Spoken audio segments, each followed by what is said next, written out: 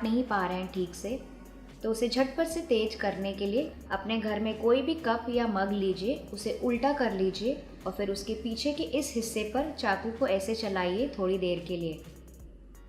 इसे ऐसे ही चलाते रहिए दोनों तरफ से और फिर आप तुरंत ही देखेंगे कि आपके चाकू की धार तेज हो जाएगी और फिर से ये काटने में आसान हो जाएगा। अगर आपको घर में फ्रेश गार्लिक बटर बनाना है तो एक पैन में लो फ्लेम पर 1 टेबलस्पून बटर लीजिए और फिर इसमें 2 टेबलस्पून ग्रेटेड या फिर बारीक कटी हुई लहसुन डालिए।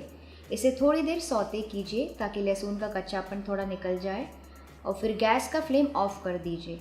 इसके बाद इसमें बाकी का बचा हुआ 100 ग्राम बटर या फिर आप जितना भी बटर यूज़ कर रहे हैं डालिए और साथ ही में मैं थोड़ी सी फ्रेश धनिया भी डाल रही हूँ और इसे अच्छे से मिक्स कर लीजिए।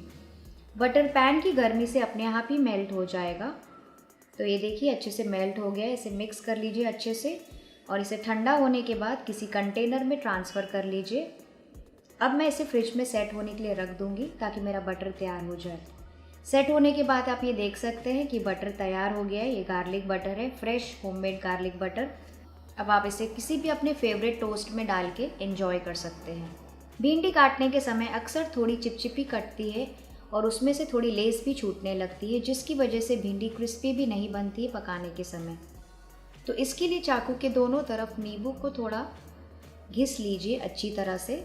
ये देखिए कैसे मैं कर रही हूँ, दोनों तरफ से नींबू को घिस लीजिए और उसके बाद भिंडी को काटिए।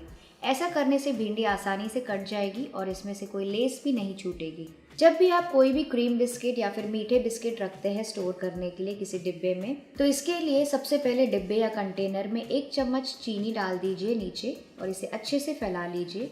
फिर इसमें आप अपने कोई भी मीठे या फिर क्रीम बिस्किट्स भर लीजिए। इसके बाद इसे लिड से कवर करके आप स्टोर कर सकते हैं। ऐसा करने से बिस्किट्स ज़्यादा समय तक के ताज़े और कुरकुरे बने रहते हैं। एक कटोरी में आधा कप नींबू का रस लीजिए। उसके बाद मैं इसमें डालूंगी 4 से 5 चम्मच शक्कर के और फिर आधा चम्मच नमक का। इसे अच्छे से मिला लीजिए। इसे मिलाने के बाद इसे किसी आइस ट्रे में इसे डाल के सेट कर लीजिए। तो यहाँ पे मैं अपना चॉकलेट मोल्ड यूज़ कर रही हूँ आज। इसे अच्छे से भर के फ्रीज़र में सेट करने के लिए रख दीजिए। तो अब आप ये देख सकते हैं कि नींबू, शक्कर और नमक के कितने अच्छे बर्फ़ तैयार हो गए हैं। ये देखिए कितने सुंदर भी दिख रहे हैं। तो फिर गर्मियों में जब भी आपका नींबू पानी पीने का मन हो, बस इसे निकाल दीजिए, ग्लास में डाल दीजिए और इसके ऊपर आप सोडा या फिर पानी डाल सकते हैं और फटाफट नींबू शरबत एंजॉय कर सकते हैं गर्मियों के दिनों में। पूड़ी या पकोड़ा तलने के समय तेल में चुटकी भर नमक डाल दें। इससे पकोड़ा कम तेल सोखेंगे। इससे आपकी तली हुई चीज़ों में ज़्यादा तेल नहीं आएगा और आपकी सेहत भी ठीक रहेगी। तो ये देखिए पकोड़ों में बहुत ज़्यादा तेल नहीं आया है। तो इसके लिए आप पहले तेल में थोड़ा सा नमक डाल दीजिए। हरी सब्जियां पकाते समय उसमें चुटकी भर शक्कर डालें और पकाएं। ऐसा करने से आपकी सब्जी का कलर हरा ही कायम रहेगा और उसका स्वाद भी बढ़ जाएगा। रोटी के बर्तन में कुछ अदरक के टुकड़े डाल दीजिए सारी तरफ, ऐसे 3 से 4 टुकड़े इस तरह, और फिर ऊपर से कोई मलमल का कपड़ा रखिए और इसके बाद आप इसमें रोटियां रखिए। आप चाहें तो फॉइल में भी रोटियां रख सकते हैं और फिर इसे अच्छे से ढक करके इसका ढक्कन बंद कर दीजिए। ऐसा करने से आपकी रोटियां ज़्यादा समय तक के नरम और ताज़ी बनी रहेंगी। जब भी आप पराठा बनाते हैं तो कभी कभी पराठा बनाते समय बेलन बहुत ज़्यादा चिपचिपा हो जाता है क्योंकि उसमें आटा चिपकने लगता है और आप पराठे को ठीक से बेल भी नहीं पाते हैं।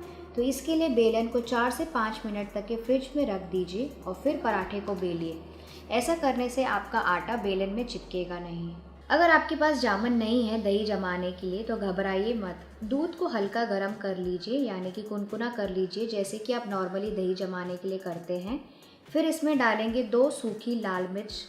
ध्यान रखिए कि 2 सूखी लाल मिर्च डंठल के साथ ही होना चाहिए। इसे इसमें डाल दीजिए और चम्मच के साथ ऐसे थोड़ा सा मिक्स कर लीजिए ताकि इसकी डंठल थोड़ी सी अंदर चली जाए।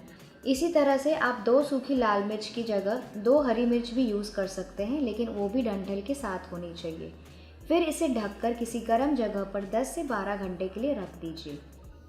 12 घंटे के बाद आप देखेंगे कि एकदम अच्छे से जम गई है दही। ये देखिए ये दही बहुत अच्छी तरह से जम गई है, जैसे नॉर्मली जमती है। और मैं आपको काट के भी दिखाती हूँ।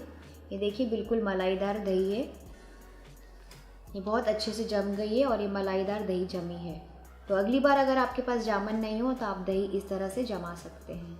यदि किसी बर्तन में कोई खाना जल जाए तो उसमें थोड़ा सा पानी डालिए और फिर चाय पत्ती डाल दीजिए। फिर इसे थोड़ी देर उबाल दीजिए 1 से 2 मिनट के लिए। उसके बाद गैस का फ्लेम ऑफ कर दीजिए और इसे ऐसे ही छोड़ दीजिए थोड़ी देर के लिए। फिर इस बर्तन को किसी डिटर्जेंट से धो लीजिए। ऐसा करने से आपका बर्तन फिर से साफ होकर नए जैसा चमक जाएगा। यदि आपकी फ्रिज में बदबू आ रही है तो उसे दूर करने के लिए एक नींबू को 2 भागों में काट लीजिए और फिर इसे फ्रिज में अलग अलग ट्रे में रख दीजिए। ऐसा करने से आपकी फ्रिज में से बदबू गायब हो जाएगी।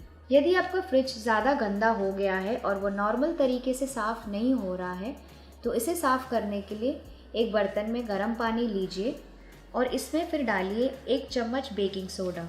इसे अच्छे से मिक्स कर लीजिए और उसके बाद इसके अंदर कपड़ा या स्पॉन्ज जिससे भी आप साफ़ करते हैं उसे भिगा लीजिए। उसके बाद इस स्पॉन्ज से अपने फ्रिज की ट्रेस को साफ़ कर लीजिए।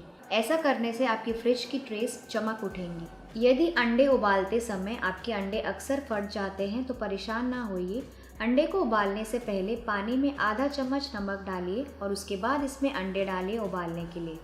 ऐसा करने से आपके अंडे फटेंगे नहीं और बॉईल होने के बाद आप ये देख सकते हैं कि अंडा फटा भी नहीं है और इसका छिलका आसानी से निकल जाएगा।